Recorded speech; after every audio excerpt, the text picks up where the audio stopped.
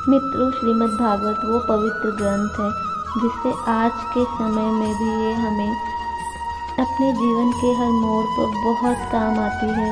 तो आज इसके 20 अति महत्वपूर्ण विचारों को मैं आपको एकदम सिंपल हिंदी, इंग्लिश, उर्दू जो भी आसान होगा उन शब्दों में मैं आपको समझाऊंगी। इसलिए अगले कुछ मिनट्स आपको मेरे लिए एक शब्द को ध्यान से सुनना और समझना चाहिए ताकि आपके भी जीवन में कल्याण हो सके। तो चलिए बिना समय गंवाए पढ़ते हैं अपने इस पौराणिक इतिहास के उस सबसे बड़े ज्ञान के खजाने की ओर जो इस दुनिया में ही नहीं बल्कि इस सृष्टि में भी सबसे बड़े मोटिवेशनल स्पीकर भगवान श्री कृष्ण द्वारा दिया गया और जिसको बड़ी आसानी से समझकर अपने जीवन में फॉलो कर कोई भी इंसान वो सब बन सकता है जो वो चाहता है। चाहे सफलता पाना हो, खुशियाँ पाना हो, मन में शांति चाहिए या चाहे मैनेजमेंट सीखना हो, चाहे अपनी ज़िंदगी बेहतर बनानी हो, श्रीमद् भागवत से ज़्यादा महान कोई और दूसरा कोर्स नहीं हो सकता। इसलिए मैं आपको सिंपल वर्ड्स में आपको 20 विचारों को अच्छी तरह से समझाऊंगी। तो ये विचार 20वें से शुरू होकर पहले पर ख़त्म करेंगे। तो चलिए शुरू करते हैं। 20वां उपदेश, आप किसी भी सिचुएशन में बिना कर्म किए नहीं और बिना उसका फल पाए नहीं रह सकते। ऐसा हो ही नहीं सकता कि इंसान का शरीर एक सेकंड के लिए भी कर्म किए बिना रहे। ऐसा हो ही नहीं सकता। सृष्टि का कोई एक कण एक सेकंड के लिए भी बिना किसी कर्म के रह सके। कर्म करना हमारे जीवन का हिस्सा है। अगर हम सोते हैं न तो हमारा दिमाग भी नहीं सोता। हम सांस लेते हैं, सपने देखते हैं, हमारे शरीर के हर अंग में करोड़ों की संख्या में सूक्ष्म कण हमारा काम करने लगातार लगे रहते हैं। अपने कर्म करने से हम कभी भाग नहीं सकते। ये ईश्वर का भी कहना है कि हम कभी भी अपने कर्म में बंद करके नहीं रहना चाहिए। समझ नहीं आया? देखिए, हम ना तो किसी भी एक पल में बिना काम किए रह सकते और ना ही कर्मों में बंद करके रहना चाहिए। आसान शब्दों में हम जो भी करते हैं ये मानकर करें कि कराने वाला मैं नहीं बल्कि इसे कराने वाला तो ऊपर भगवान है। तो मैं सिर्फ इस कर्म को पूरा करने वाला एक कारण मात्र हूँ, कठपुतली की तरह।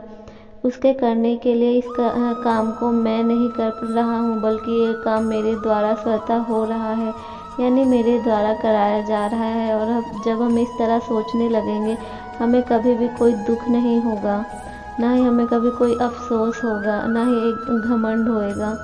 19वां उपदेश, जीवन में कुछ भी अच्छा या बुरा बिना किसी कारण के नहीं होता।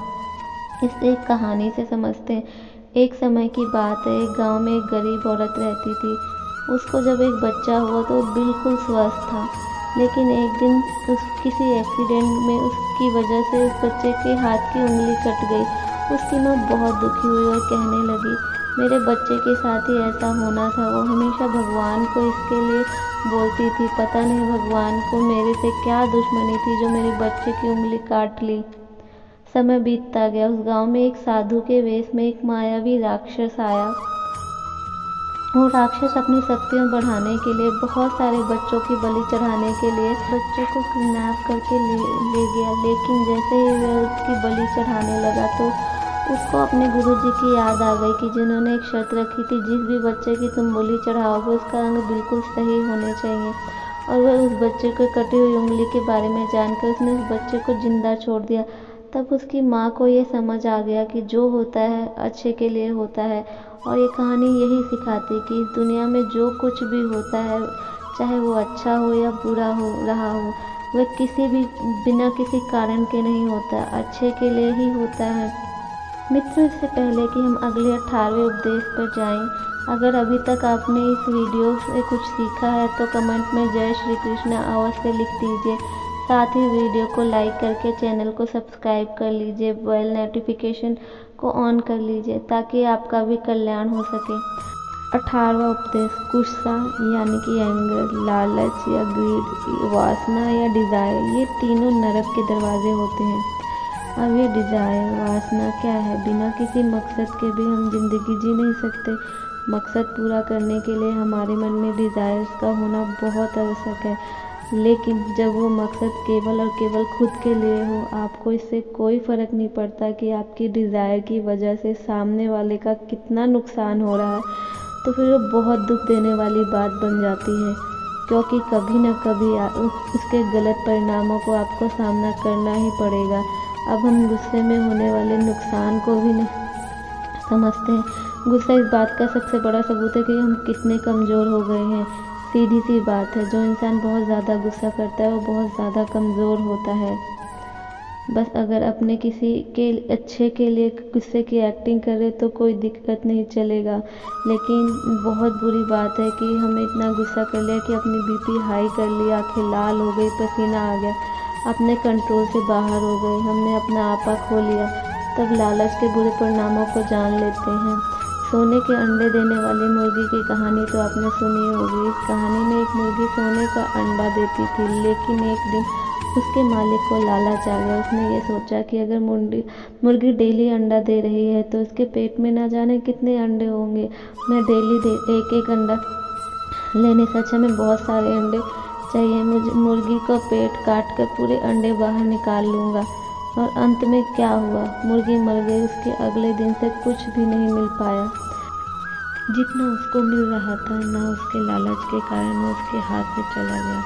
वो ये सब यानी अगर डिज़ायर यानी कि वासना, लालच यानी ग्रीड, ये तीनों नरक के दरवाजे ध्यान रखिएगा। मरने के बाद वाले नरक नहीं, बल्कि जीते जी नरक के समान ज़िंदगी जीने के समान है। और ये जीते जी नरक के समान ज़िंदगी जीना, जब मनुष्य मर के नरक जाता है तो उससे भी काफ़ी बुरा होता है। 17वां उपदेश, दूसरों की गुलामी करके खुश रहने की बजाय स्वयं को आज़ाद रखकर खुद को दुखों का सामना करना चाहिए। भले ही आपकी ज़िंदगी में कितने भी दुख क्यों ना आए। भागवत में गुलामी को मौत से भी बदतर या बुरा बताया गया है। इंसान किस किस का गुलाम नहीं है, वह अपने विचारों का, अपने दिमाग का गुलाम। यहाँ तक कि आज हम अपने मोबाइल फ़ोन के भी गुलाम हो गए हैं।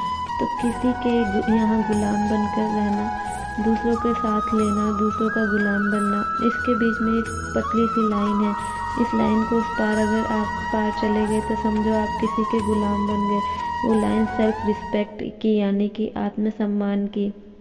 जब तक इंसान अपनी सेल्फ रिस्पेक्ट के दायरे में काम करता है तब तक वो आज़ाद बना रहता है, लेकिन जैसे ही वो किसी के सामने इतना गिर जाता है कि उसका आत्मसम्मान समाप्त हो जाता है तो उसकी लाइफ में एक समस्या आने लगती है, वो गुलाम बन जाता है। इसलिए दूसरों के गुलाम बनकर खुश रहने से अच्छा है कि आज़ाद रहकर खुद की समस्याओं का सामना किया जाए। 16वां उपदेश, मनुष्य पैदा भी नंगा होता है और मरने के बाद भी उसको इसी रूप में जलाया जाता है। उसके साथ में कुछ भी नहीं जाता है, वो कुछ लेकर जा ही नहीं सकता। ज़िंदगी में जो कुछ भी आपको यहाँ आने के बाद मिलता है, आपके आने से पहले किसी और का था। जब आप यहाँ से चले जाओगे तो अब सब किसी और का हो जाएगा। जो पैसा आपके पास है ना, जो नाम आपका है, जिस पोजीशन पे आप हो, उस पोजीशन से पहले और कोई था। इससे भले ही आप यहाँ हो, लेकिन कल को कोई और आपकी जगह छीन लेगा। ये सृष्टि का नियम है। भागवत की जो सबसे बड़ी सीख है, जो आज हर एक पृथ्वीवासी को समझनी चाहिए। अगर बदलाव इस दुनिया का नियम है तो फिर ऐसी कौन सी चीज़ है जो हमेशा हमेशा के लिए रहती है। आखिर कोई तो चीज़ होगी जो हमेशा आपके जाने के बाद भी इस दुनिया में रहेगी, तो वो चीज़ है इंसानियत। इसलिए सबसे पहले आप एक अच्छा इंसान बनिए। हर एक मनुष्य उस परमात्मा के तो अंश है। हमारे सीधे कनेक्शन उस परमात्मा से ही जुड़े हुए हैं। हमारी आत्मा कभी गलत नहीं हो सकती और हम शरीर के सुखों के लिए गलत कामों में लग जाते हैं, उसका नतीजा भी गलत होता है।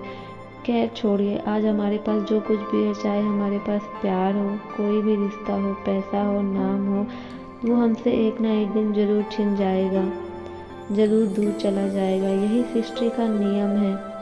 ये जो कल किसी और का था आज आपका है, लेकिन आज तो आपका है ना, वो आने वाले कल में किसी और का हो जाएगा। 15वां उपदेश, आज आप अपनी ज़िंदगी में जो कुछ भी हो वो केवल अपनी सोच की वजह से है।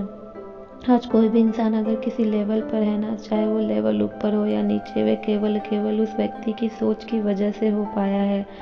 आप खुद को सेल्फ बिलीफ यानी आत्मविश्वास की वजह से है। अगर एक भिखारी भी अमीर बनना चाहता है, अगर वो दिल से बनना चाहता है, खुद पर विश्वास रखता है, तो वो भी अमीर बन सकता है। बस अपनी सोच की वजह से इस दुनिया में मैं किसी दूसरे व्यक्ति की कोई औकात नहीं है कि आपको अमीर बनने से रोक सके।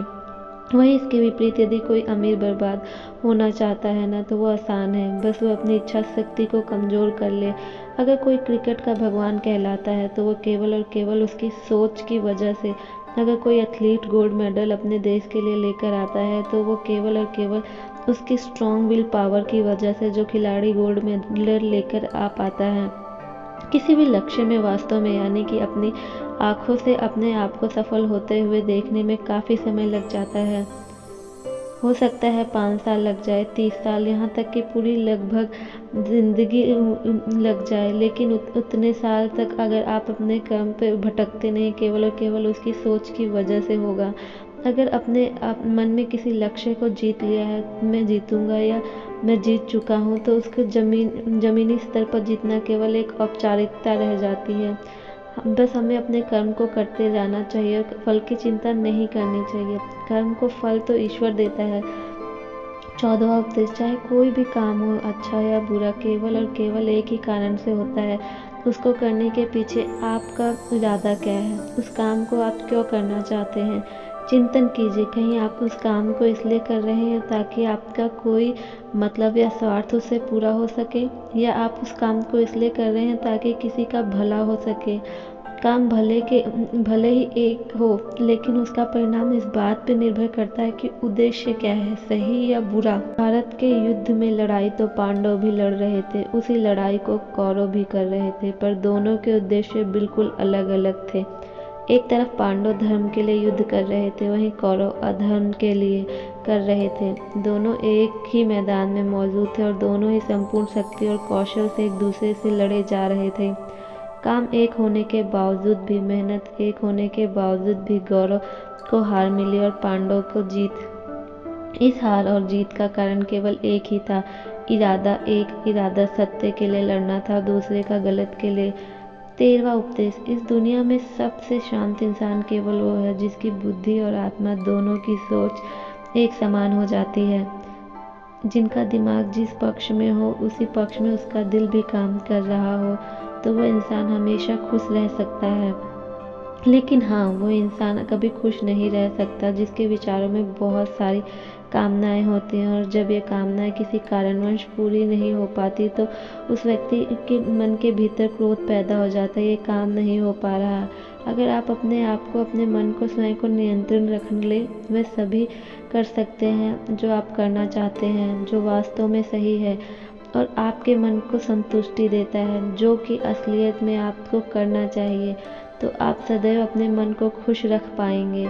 हमारा मन अगर अशांत रहता है तो इसका सबसे बड़ा कारण है कि हम बहुत सारी इच्छा और कामनाओं को पूरी होने की शर्त पर खुशियों के बांध कर रख देते हैं कि हमारी इच्छाएं और कामनाएं पूरी होंगी तभी मैं खुश हो पाऊंगा।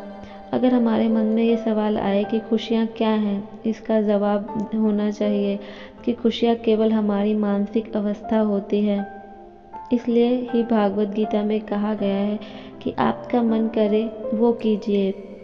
अगर आपका मन करता है कि यार मैं खुले आसमान में उड़ान भरूं, थोड़ा भरिए, या अपने मन में आने वाले विचारों को, अपने दिल में आने वाले विचारों को एक हो जाने दीजिए। उन्हें कभी भी बंधनों में बांध मत रखिए।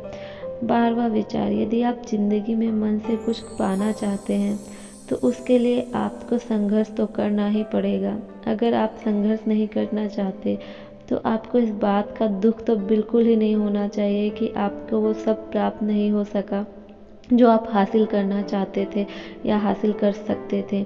आपको अपने 7वें परिणामों को अस्वीकारना ही होगा।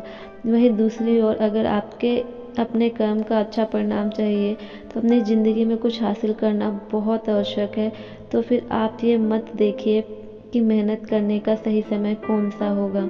आपको ये नहीं देखना है कि आपको भूख लग रही है, प्यास लग रही है। आपको ये बिल्कुल ही नहीं देखना कि आपको नींद आ रही है, गर्मी लग रही है। या सर्दी लग रही है। यदि आप ज़िंदगी में कुछ पाना चाहते हैं या आपकी ज़िंदगी में किसी लक्ष्य को दिल से पाना चाहते हैं तो इसके लिए आपको संघर्ष तो करना ही पड़ेगा। और अगर आपके अंदर संघर्ष करने की इच्छा नहीं है तो फिर आपको जितना कम मिले या ना मिले, आपके साथ बुरा हो या आपके साथ गलत हो या आपके साथ कोई पक्षपात हो रहा हो, अन्याय हो, आपको अंदर इतनी हिम्मत तो होनी चाहिए कि उन दुखों को सहन कर सकें, क्योंकि ये तो आपकी लाइफ थी, आपकी मेहनत थी, आपको सपनों को पूरा करने की बात थी तो आपने मेहनत ही नहीं किया। संघर्ष ये नहीं कि वह पूरी जिसने मेहनत कर ली वो मेहनत करके अपने पूरे कर्म को वो सुखों को भोग रहा है। जिसने सिर्फ अपने सपने देखे हैं उसे पूरा करने के लिए काम नहीं किया, वो आज भी उसी तरह है जैसे वह तब था। उसने अपना सपना देखना शुरू किया था। आपको अपने सपनों के लिए हर हाल में संघर्ष करना होगा। 11वां उपदेश, अच्छाई और सच्चाई को ना तो कभी हराया जा सकता है ना ही कभी छिपाया जा सकता है, इसलिए सच कहने से, अच्छे कर्म करने से कभी भी नहीं डरना चाहिए। इस विषय के बारे में ईश्वर कहते हैं कि सच्चाई और सूरज ज़्यादा देर तक छिपाए नहीं जा सकते। एक वक्त आने पर उसको दुनिया के सामने बाहर निकल कर आना ही पड़ता है। आप उसको सामने आने से रोक नहीं सकते, उसका आज नहीं तो कल उजागर होना तय है। इसलिए यदि आप आज कुछ ऐसा काम कर रहे हैं जो सही नहीं है, गलत है, जिसमें झूठ है, फरेब है, आपको उस काम को आज ही छोड़ देना चाहिए, क्योंकि किसी न किसी दिन आपकी सच्चाई इस दुनिया के सामने अवश्य ही उजागर हो जाएगी। आजकल लोग अपनी लाइफ में बहुत सारे झूठ प्रतिदिन अपनी आदतों में बोलते ही रहते हैं। कई बार किसी के आरोप से बचने के लिए झूठ बोल देते हैं, कई बार अपना फ़ायदा लेने के लिए झूठ बोलना पड़ता है। श्रीमद् भागवत में ये भी कहा गया है कि अगर आप कोई ऐसा सच बोलते हैं जिससे किसी मासूम के साथ अन्याय हो जाता है तो ऐसा सत्य अच्छा नहीं होता। अगर आप ऐसा असत्य बोलते हैं जिससे किसी का भला हो जाता है पर किसी का नुकसान नहीं होता, ऐसा सत्य बुरा नहीं होता। ध्यान रहे हमारे सत्य या सत्य कहने से किसी का बुरा ना हो जाए, किसी के साथ अन्याय ना हो जाए। वास्तविक सत्य और वास्तविक असत्य को समझना बहुत ही बड़ी बात है। इसलिए अपनी बुद्धि के प्रयोग से सोच विचार के उसके बाद ही निर्णय ले कि आपको क्या बोलना चाहिए, उसके अनुसार आपको क्या अंततः करना चाहिए। 10वां उपदेश, आपको हमेशा ध्यान में रखना है कि संसार में आप अपने आपको बेहतर बनाने के लिए आए हैं, कुछ बेहतर सीखने के लिए आए हैं और ऐसा नहीं हो रहा हर दिन मर रहा है। ईश्वर कहते हैं इंसान का नाश 2 तरीकों से होता है। एक तो तब जब उसका शरीर बूढ़ा हो जाता है, रंगों में खून दौड़ना बंद हो जाता है और दिल काम करना बंद कर देता है, अतः उसकी मौत हो जाती है। वैसे इस बात को तो हम सभी जानते हैं। जब आपके मन में सवाल आता होगा कि दूसरी मौत कब होती है, तो जानिए इंसान का दूसरा नाश तब होता है जब मन से हार जाता है, मन से मान लेता है कि मैं तो इस काम के लायक नहीं हूँ। जब इंसान अपने आप को, अपनी समस्याओं को खुद की काबिलियत से बढ़ा लेता है, सोचता है कि हर समस्या तो मेरे से बहुत बड़ी है, इसका सामना नहीं कर सकता, और उस इंसान की हिम्मत मरती है तो इंसान भी एक जिंदा लाश की तरह हो जाता है। इसलिए श्री भागवत गीता में कहा गया है कि हमारी आत्मा प्रत्येक जन्मों में अपने आप को बेहतर बनाती हुई अपनी यात्रा पे आगे बढ़ती रहती है। हर जन्म में उसके द्वारा निस्वार्थ भाव से किए गए नेक कर्मों के आधार पर जब एक निश्चित सीमा आ जाती है तो फिर वे आत्मा परमात्मा में समा जाती है, फिर कभी वापस शरीर को धारण नहीं करना पड़ता। इससे आत्मा को परमात्मा में मोक्ष की प्राप्ति कहा जाता है। हमारी जो उत्पत्ति हुई है अगर उस परमात्मा से हुई है जिसको हम भगवान मानते हैं या अल्लाह कहते हैं या कुछ भी कहते हैं, क्योंकि धर्म आपके अलग अलग हो सकते हैं, लेकिन ये सोचिए अगर आपको बनाने वाला वो ईश्वर है, अगर वो इतना मजबूत है तो आप कमज़ोर कैसे हो सकते हैं। आप भी तो उन्हीं का अंश हैं। तो इसलिए कभी भी अपने मन से हारना नहीं माननी चाहिए। 9वां उपदेश, हर काम करने के लिए स्वतंत्र, लेकिन आपको कभी भी अपने आपको उस काम में मिलने वाली हार या जीत से खुद को बांध कर नहीं रख देना चाहिए। एकमात्र ऐसी चीज़ है जो अगर इंसान समझ ले तो उसके सारे दुखों का अंत हो जाता है। बिना मार्ग भटके हुए मेहनत कर सकता है। इस दुनिया में कोई ऐसी मंजिल नहीं बचेगी जिसको वो फिर हासिल ना कर सके। और सबसे शानदार बात तो ये होगी कि बहुत कुछ प्राप्त करने के बाद भी खुद को कभी घमंड नहीं होगा। आपका कभी भी किसी काम को करने का ये उद्देश्य नहीं होना चाहिए कि अगर मैं ये काम कर लूँगा तो मुझे ये फल मिलेगा। ज़्यादातर लोग ये सोचते हैं कि हम मेहनत तो करते हैं, लेकिन उस मेहनत का ज़्यादा हमारे मन में किसी चीज़ को पाने की कामना होती है, मतलब होता है। और हम हर वक्त ये सोचते रहते हैं कि मैं इतनी ज़्यादा मेहनत कर रहा हूँ तो मुझे तो सफलता मिलेगी ही मिलेगी, मुझे तो मिलनी ही चाहिए। हमारी उम्मीदें इतनी ज़्यादा हो जाती हैं कि हमारा मेहनत ही कम पड़ जाती। लेकिन अगर आप अपने काम में सफल नहीं हो पाते हैं तो एक बात आपको अवश्य याद रखनी चाहिए, अगर आप इस काम में सफल नहीं हुए तो कोई ना कोई और इस काम में सफल अवश्य हुआ होगा, क्योंकि उसने आपसे ज़्यादा मेहनत की होगी। अगर वो सफलता उसके ना मिलकर आपको मिल जाती तो उसके साथ अन्याय हो जाता, क्योंकि उसने आपसे ज़्यादा मेहनत की है, क्योंकि उसके कर्म आपसे ज़्यादा संघर्षशील रहे हैं। जिस दिन आपका कर्म सबसे ज़्यादा संघर्षशील बन जाता है उस दिन आपको भी सफलता अवश्य ही मिल जाएगी। श्रीमद् भागवत गीता में श्री कृष्ण जी अर्जुन से कहते हैं कि हे अर्जुन, तुम अपने कर्म की फल की चिंता करना छोड़ दो। तुम चाहे ये लड़ाई जीत हो या हार हो, तू आएगा तो मेरे पास ही। ऐसा होता है नहीं कि तू जीत कर कहीं और चला जाएगा, ना ही तू हार के कहीं और चला जाएगा। इसलिए उठ जा और इस युद्ध के परिणाम के सोचे बिना ये सोच कर लड़ाई कर कि लड़ाई तू नहीं बल्कि मैं यानी खुद स्वयं श्री कृष्ण कर रहा हूँ। फिर जो इस युद्ध का परिणाम होगा वो यानी खुद श्री कृष्ण देगा। इस महाभारत के युद्ध में अर्जुन को केवल लड़ाई लड़नी थी, इसलिए वो लड़ा। श्री कृष्ण का काम परिणाम देना था, इसलिए उन्होंने दिया। श्री कृष्ण ने अर्जुन से कहा कि तू तो केवल एक जरिया है, माध्यम है उस काम को कराने का। तू तो केवल एक छोटी सी वजह है उस काम को पूरा होने की, पर वास्तव में उस काम को तो मैं श्री कृष्ण ही कर रहा हूँ। दोस्तों, आप केवल अपनी मेहनत करने पर ध्यान दीजिए। कोई आपको चाहे कितना भी कह ले, तू तो नहीं अपने जीवन में कुछ कर पाया तो सफल नहीं हो सकता। आपके बारे में कितनी भी नकारात्मक बातें कर ले, आपको उसकी बातों पर ध्यान नहीं देना। उसकी बातों पे ध्यान दोगे तो नुकसान आपका ही होगा। इसलिए उसकी बातों को अनसुना करके केवल और केवल अपने कर्म करते रहना है। 8वां उपदेश, इस दुनिया में जब भी कोई मनुष्य महान बनकर कुछ करता है तो बाकी दुनिया भी वैसा ही करने लग जाती है। अब इस विचार को आज के परिवेश में देखते हैं। आजकल हम देखते हैं कि जब कोई फिल्म का हीरो एक नए डांस स्टेप के साथ आता है या किसी एक नए अलग स्वैग में आता है तो वो ट्रेंडिंग में आ जाता है और हर कोई इसको कॉपी करने में लग जाता है, वो ट्रेंड बन जाता है। आश्चर्य की बात है, ऐसे ही बातों को श्री कृष्ण ने महाभारत में अर्जुन को कही थी, जो हजारों साल पुरानी बात है।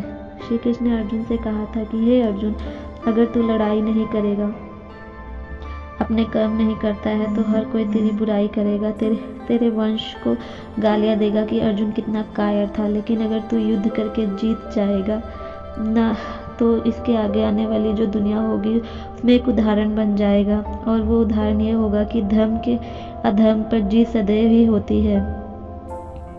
और अर्जुन, जो तू करेगा उसकी बहुत तकलीफें होंगी, तेरे आने वाली पीढ़ियों को भी और तेरी तरह ही करने की कोशिश करेगी। भगवान श्री कृष्ण के इस वाक्य में एक और गहरा अर्थ छुपा है, ध्यान से सुनिएगा। अगर आज आप अपनी ज़िंदगी में किसी ऐसे लेवल पर हो जिस लेवल पे जाना किसी एक सामान्य इंसान के लिए आसान बात नहीं है, तो आपको अपनी हर हाई लेवल के इस दुनिया में एक ऐसा एग्जाम्पल सेट करना होगा जिससे सब लोगों की भलाई हो सके और सबको यही सही मार्ग दिख सके।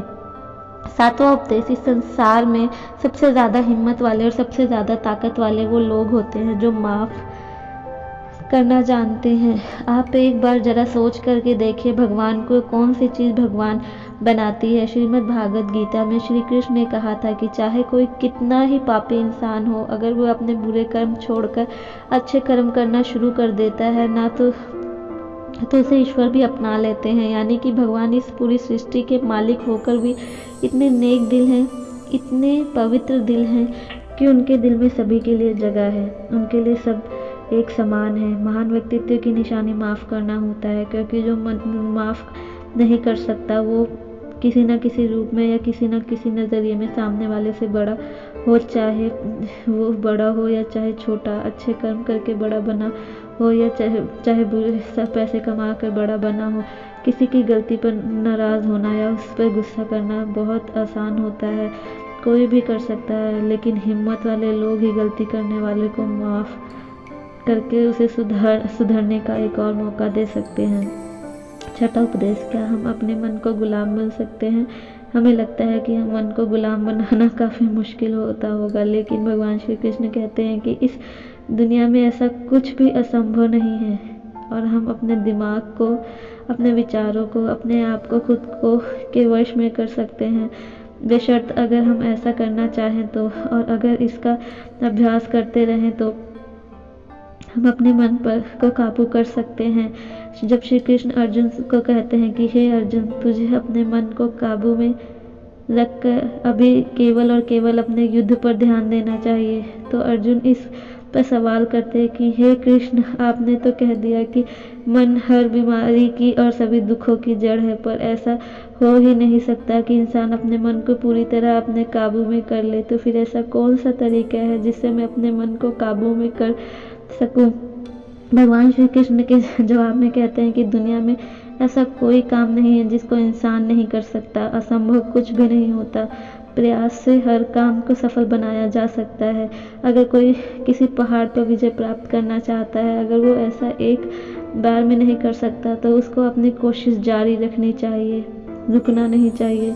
अगर आप फेल हो रहे हैं किसी काम को करने में, अगर आपको उसमें पास होना है, आपको अपने फेल होने की दर को बढ़ानी चाहिए। एक महान इंसान ने कहा है कि आपको केवल इस बात से मतलब रखना चाहिए कि अगर मुझे पहाड़ पर चढ़ना है तो मुझे बस चढ़ना है।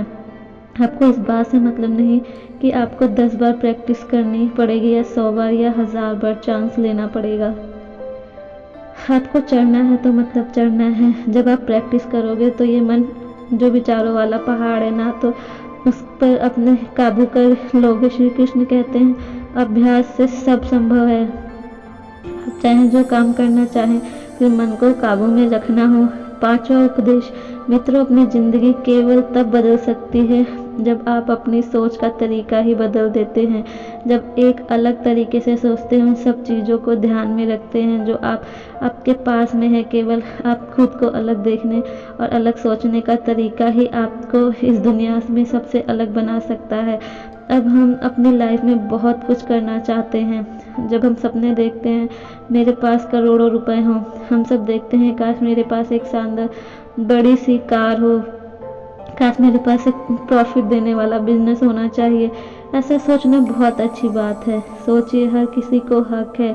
सोचते हैं अगर एक अच्छी कल्पना कर सकते हैं, इस बात का बहुत बड़ा सबूत है कि आप जिंदा हैं और अपनी ज़िंदगी जी रहे हैं। आपको अपने बड़े बड़े सपनों के साथ में अपने सोचने का तरीका भी बदलना पड़ेगा। अगर आपको वो सब हासिल करना है जिसको आज तक आप हासिल ही नहीं कर सके, तो आपको ऐसा कुछ करना पड़ेगा जो आज तक आप नहीं कर पाए हैं, और आप वही सोचते रहेंगे, वही करते रहेंगे जैसा आप आज तक करते आए हैं, तो आपको इस बार भी वही मिलेगा जो आपको आज तक मिलता आया है। कुछ अलग पाने के लिए कुछ अलग करना पड़ता है। आपको अपनी परिस्थितियों को देखने का अलग नज़रिया और अपने काम करने का एक अलग विशेष तरीका ही आपको एक अलग विशेष और एक महान इंसान बना सकता है। चौथा विचार, हमारे शरीर से बड़ी हमारी इंद्रियां होती हैं, हमारी इंद्रियों से बड़े हमारे विचार होते हैं, हमारे विचारों से बड़ी हमारी बुद्धिमत्ता होती है। जो बुद्धिमानों से भी ऊपर होता है उसे आत्मा कहते हैं। ये सीख थोड़ी अलग अलग हो सकती है, लेकिन मैं आपको इस तरीके से समझाऊंगा कि आपको समझ में आ जाएगा और अपनी लाइफ में इस्तेमाल कर पाओगे। श्री कृष्ण भगवान गीता में कहते हैं कि हमारा शरीर तो सबसे नीचा है। जो केवल अपने शरीर के बारे में और इसकी इच्छा और कामनाओं के बारे में सोचता है, इसका लेवल सबसे नीचा ही रहेगा। इससे ऊपर उठकर कोई इंसान अपने विचारों में अगर जीता है तो वो चांस होते हैं कि कुछ ऐसा सोचो जिससे आपकी पूरी ज़िंदगी बदल जाए और वो कुछ बड़ा काम कर पाए। जो विचारों से ऊपर उठ के इंटेलिजेंस लेवल पे आ जाते हैं। वो इंटेलिजेंस से अपने विचार, अगर कोई काम ना हो अपने शरीर को, इन तीनों को अपने कंट्रोल में रख सकते हैं, जो ये लेवल आ जाता है। जैसा कि श्री कृष्ण बोलते हैं, कर्म तो कर लीजिए पर ये सोचकर मत कीजिए कि ये मैं कर रहा हूँ, ये सोचकर कीजिए कि ये मैं कर रहा हूँ, ये भगवान कर रहे हैं। यदि आप ऐसा सोचेंगे, इस लेवल पर आप अगर सोचते हैं तो आपकी बुद्धिमत्ता के लेवल से भी ऊपर वाले लेवल पर चले जाते हैं। तीसरा उद्देश्य, इस दुनिया में हर वो चीज़ जिसकी शुरुआत होती है उसका कभी ना कभी अंत अवश्य होता है। जब किसी भी चीज़ का अंत होता है तो ठीक वहीं पर एक नई शुरुआत भी हो जाती है, और ये चक्र ऐसे कई अनंत सदियों तक चलता रहता है। ऐसे ही चलता आया है और आगे भी ऐसे ही चलता रहेगा। जब तक ये कयानत रहेगी तब तक ये चक्र भी ऐसे ही चलता रहेगा। चक्र होती है ऐसी चीज़ है जो कभी ख़त्म ही नहीं हो सकती है। आप थोड़े से खुश रहेंगे, उसके बाद थोड़ा दुखी आपको मिलना शुरू हो जाएगा, फिर कुछ दिनों के बाद आप पूरी तरह से दुखी हो जाओगे। फिर आपके पास कहीं से थोड़ी सी उम्मीद की किरण आएगी और आपको अच्छा लगने लगेगा। आपको ये लगने लगेगा कि आपका अच्छा वक्त आ रहा है, आपको सुख मिल रहा है। एक समय आने पर आपको वो खुशी भी एक चरम पर होगी, लेकिन दोस्तों वहाँ पर भी आप कुछ पल के लिए ही रुकोगे। पहाड़ की चोटी पर जाने के बाद वहाँ से केवल नीचे आने का ही रास्ता बचता है और आपको सुख कम होने लगते हैं। फिर वह नीचे आएंगे, फिर ऊपर चढ़ेंगे। हर वो चीज़ जिसकी शुरुआत होती है उसका अंत होना ही निश्चित है, चाहे वो हमारा शरीर ही क्यों ना हो। हर वो चीज़ जिसका अंत होता है उसकी कभी ना कभी शुरुआत अवश्य होती है। इसलिए सुख और दुख की फीलिंग वाले चक्कर में नहीं फंसना चाहिए और हमेशा शांत रहने की कोशिश कीजिए। चाहे कितना ही दुख आपके जीवन में क्यों ना आ जाए, हमेशा शांत रहिए। दूसरा उपदेश, लाइफ में ना तो पास्ट में रहिए ना ही फ्यूचर में।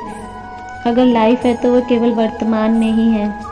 हम पास्ट की याद कर सकते हैं और उसके लिए कर्मों के फल को हमें भुगतना ही पड़ता है। यहाँ तक कि आज की डेट में हम जो भी काम कर रहे हैं उसका परिणाम हमें भविष्य में अवश्य ही मिलेगा। इसलिए हमारा उद्देश्य होना चाहिए कि हम आज अपने वर्तमान में अपने कर्म करने में मन लगाए, क्योंकि जो भी काम आज हम करते हैं वो एक बीज की तरह ही होता है। अगर जो कर्म का बीज होता है वह भविष्य में पनपेगा और यह निर्भर करता है कि वो बीज कैसा है। उस कर्म रूपी बीज के अनुसार ही कभी कभी जल्दी और कभी कभी थोड़ा लेट ही उसका पेड़ बड़ा होता है, लेकिन उस कर्म बीज से पेड़ अवश्य बनता है। इसलिए सदैव हमें अच्छे कर्म करने चाहिए। पहला उपदेश, खुश रहना या दुखी रहना आपकी खुद की मानसिक स्थिति होती है और उसका बाहरी दुनिया से कोई लेना देना नहीं है। आप खुशी और दुख को दो कुएं की तरह मान लीजिए। यह आपका निर्णय है कि आप कौन से कुएं में रहना चाहते हैं। अगर आप खुशी वाले कुएं में रहते हैं तो कोई कितना भी वो वहाँ से आपको निकालने की कोशिश कर ले, यानी कि आपको दुखी करने की कोशिश कर ले, पर यह आप पर निर्भर करता है कि आप उस खुशी वाले कुएं से बाहर निकलना चाहते हो या नहीं। वही चीज़ दुख वाले कुएं के साथ भी होती है।